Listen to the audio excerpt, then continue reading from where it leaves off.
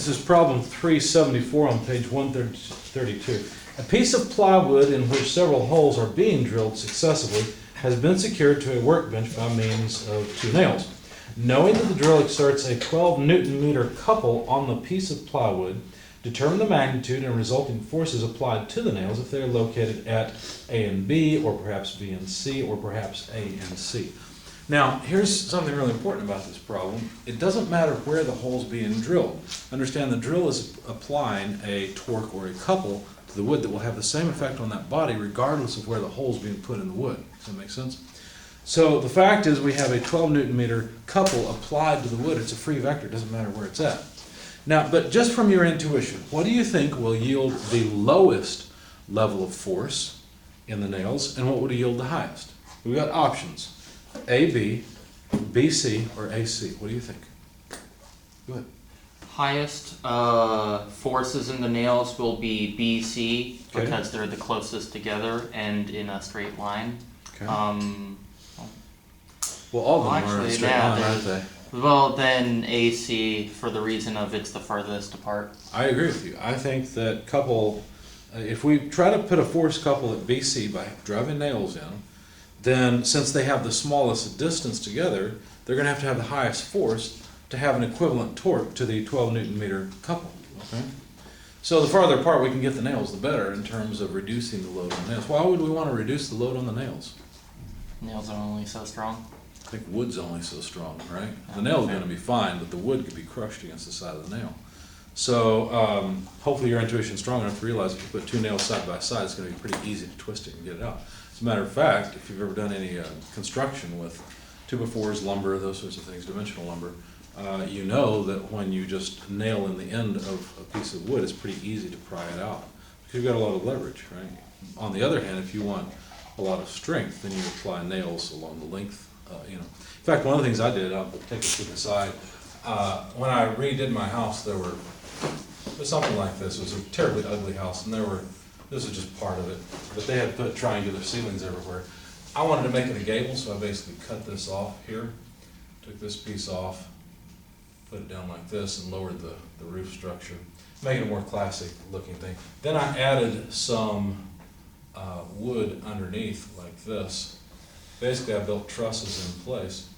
And in order to hold it all together, I didn't just nail this in here. In order to expand this just a bit, what I did is I put a piece of mending plywood, if you will. I actually glued it in place and nailed it. And I made it fairly long, so I wasn't just supporting it one end, not that I had to.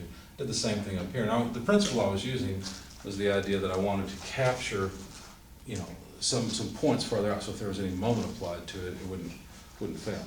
And it worked out fine. But anyway, at least the roof hasn't fallen in yet. I shouldn't say that I haven't been home yet. I think it's probably. How long did that take you to do all that? About a summer. Do About a summer. It took me about a summer to redo it.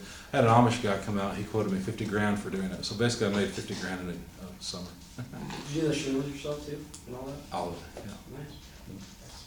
Anyway, all right. So what we know is that the plywood must be in equilibrium. So we know that the sum, well, not the sum, let's not say it that way.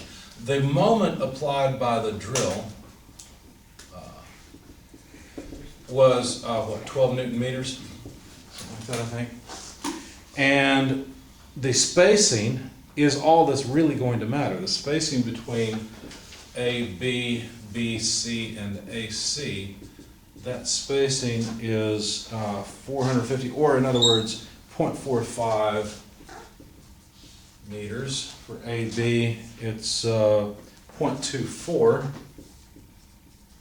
And to get AC, what I'm going to need you to do is take the square root of the sum of the squares, of course. If you don't mind doing that for me, please. We'll know the distance between AC. It's probably some nice round number. I have a question about the setup. Sure. So it says, knowing that the drill exerts a 12 Newton meter couple Mhm. on a piece of plywood, is that, what direction is the couple going? Is it like up Well- and down, or is it side to side? Okay, so the couple, if you were to try to draw it with your hand, so to speak, imagine that this is the piece of wood being drilled, okay? Well, the couple is basically like this, twisting it like this, therefore we would say the direction of it is up out of the plane. Or, well, I guess since we're drilling, you drill right-handed, so it'd be the other way, right? Does that answer your question? And, okay, and that's in one direction up, and then it's an equal force down. No, not force, you're confusing force and moment. The twisting force, the moment, in other words, would actually be upside down, right? But what resists it is the force couple. Let me Oh. sketch this. Go ahead. So you actually don't need to know the direction the drill is twisting, You don't, that's right. because it's a question of magnitude, Right. not direction. Right, it doesn't really matter. So in other words, if the drill were twisting this way, which wouldn't be right, although if you get the drill bit stuck, you might do that, right? If the drill were twisting this way, then the forces that the nails would have to apply to the body to hold it in equilibrium should cause a couple, so here's our external couple, should cause a couple in the opposite direction. You see that? Because that's what would be required to hold it in equilibrium. Right? Now, the way I've drawn this here is not the way it would really be. Really, there would be a vector going into the board that is would represent your right-hand thumb and the moment of the twist drill, since it's probably drilling into the wood. So it doesn't matter the direction that it's spinning, because Not really. either way, there's gonna be a couple, Resisting it. yeah, there's gonna be a Yep. couple resisting. So that's what we're trying to find. We're not trying to find like a couple that is, Yeah, we're trying to find the magnitude of the force couple that's required, because that would be the force of the nails. okay. I guess I was just like, I'm not really sure how to look at it, but from the question, it made me think that there was, like, we were looking at stuff for the drill and not, I see. No, I think the drill just applies a 12 Newton meter couple, and that's all that matters with the drill. why doesn't it say like just a 12 Newton meter force? So you said it's not a force. It's not a force, it's a moment. Why don't they just say that and not bother with the drill at all? Or like, Well, why I do they should say see a how it's couple? applied. Why don't they just say a moment? Well, because the couple is gonna be produced by the nails. So then why does it say it's produced by the drill? It says it. Okay, well, it's a reaction from the nails, I guess. The drill produces, well, they call it a 12 Newton meter couple. I would call it a 12 Newton meter moment. And there's a resulting force on the nails that causes a counteracting couple. Okay, Does that make sense? yeah. So the question is the magnitude of force. You guys already know the right answer. BC is the worst choice, AC is the best choice, right? But let's do the math and figure out the magnitude of the force required. So it's gonna be pretty simple, because we know that this moment has to be generated by the nail, so it's gonna be as simple as F times the distance AB, because notice the way that I've drawn these force vectors is perpendicular to the line between the two. So the position vector between the two, R, would be something like that. Excuse me. Now, we could take the cross product, but really all we need to do is multiply the magnitude of the force times that spacing, or in other words, since we already know the spacing, we know the torque or the resulting force couple required, we can calculate the force simply by taking the applied torque and dividing by the distance between the 2 points, whatever they might be.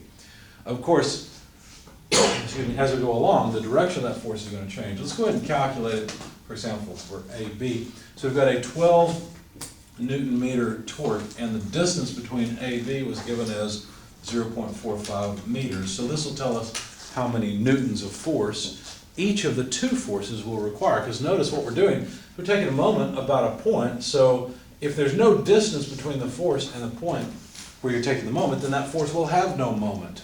It will cause no moment about that point. But this force has the maximal distance from that point, and so it will cause a moment equal to the force times that distance. So if you don't mind, take 12 divided by 0.45, what do you get from that? 26.67. 6, repeating? Yes. Okay. So that's the magnitude of force required for this case. F would be equal to 26.6 repeating newtons. Okay. Now, in the case where we consider BC instead,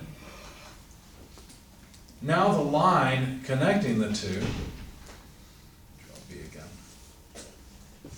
The line connecting the 2 points is like that, right? And you can say from B to C or C to B, it doesn't really matter. How would forces have to be arrayed at point C and point B in order to resist a torque that's, let's see, trying to drill in, so doing something like that? How would you resist that? If you were holding these two nails, would you push like this or like this? What would you have to do? You would have to stop it from going this way. So you'd have to apply force like this, wouldn't you? In other Yeah. words, there'd be a force like that, a force Yeah. like that, right? Yeah. What would the magnitude of that force be? So it's an equilibrium, so it doesn't need to be 12. Well, not the magnitude of the force. The magnitude of the couple has to be 12 Newton meters. Right. So it's 6. So this is going to be F times 12 Newton meters divided by the spacing between those two, divided by 0.24. Okay. You see? Because the farther apart these are, the more leverage you've got, right? Yeah. Okay. So what is 12 over 0.24? Should be able to do that in my head. Let's see. Oh, we got a good one. 50? Is that right? Yep. Sounds about right. Okay. So the force required at the nail in each nail in that case would be 50 newtons. Okay. Did anybody give me a number for this distance? That would be 0.51. Well, if I want things. Notice that that's the biggest spacing, right? It's bigger than the 0.45 spacing we had before. So now tell me, what should I do in order to determine how the forces have to be laid out at points A and C? Let's just pretend we're drilling a hole over here so that we can move that curved arrow. Obviously, this would match my fingers, right? And my thumb would be the arrow. What should I do first? Go ahead. Do the directions they're pointing have to go directly opposite for each other on what we're looking at there for it to be a couple still? That's a good question. You would not have to, let me entertain that question just a second. Let's answer the question I posed first, and then we'll answer that. So what should I do first in order to determine the direction of minimum force at A and C? Counteract clockwise. Okay, it needs to counteract the clockwise motion, and so this is gonna end up trying to twist it counterclockwise, but how do I determine that direction, just graphically? Go look at A. How about if we put a line between A and C, then what? Then you make it perpendicular. Right, so then we draw our forces perpendicular to that line, like that, okay? Now, your question was, would they have to be perpendicular? No. You could have forces parallel, like this, and not perpendicular, and they could successfully resist that moment. However, notice that we can break up this force into two components, a useful part and a not so useful part. When I say useful, what I mean is useful in order to resist the torque. Notice what happens to the other pieces of the force. They just cancel out, you see? So if you want to minimize the amount of force required, then you consider it perpendicular. What would actually happen with the nails? It would just be perpendicular. The force generated would be the minimum force required. You wouldn't have these extra pieces. Now, that's not completely true when we're in strength of materials together, we'll talk a little bit more about that.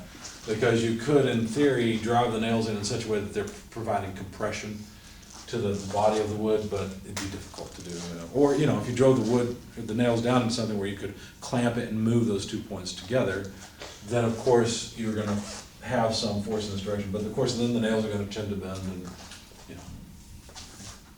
Good question. Anything else? All right, then let's finish this one off. In this case, the force would be 12 Newton meters divided by the spacing, 0.51 meters. So what do we get now? 23.53. 23.53 newtons. Okay, so there are the magnitudes of force required from a force couple that the nails would provide to the wood to keep the piece still. Would the nails provide more force than that? Not as a reaction, right? As long as the drill doesn't apply any more torque, the magnitude of the reaction force will not go above this because it's not needed. Just like me standing on the ground here right now. The ground has a reaction force, a reaction to me standing on it, pushes up on my body with my body weight. It doesn't push up any harder than my body weight, it's just a reaction that balances out my body weight. So would it become a dynamics problem if, so say you were using BC and then you were gonna drill a hole on the very end of the board, where the drill actually is pulling that in, like it'd be pulling it up out of the page. I see, so you're thinking of the fact that when you use a twist drill, not only do you apply a moment to it, it can also grab the material and pull it upward. Yes. I'm not sure that it would become a dynamics problem because the nails would also provide force holding it down. It's just that the direction of the force would change. Okay. It becomes a dynamics problem if you have imbalanced forces or an imbalanced moment. Okay. And then it starts to accelerate. As soon as you have acceleration, then you've got a dynamic Okay. problem. Good question. Anything else? All right.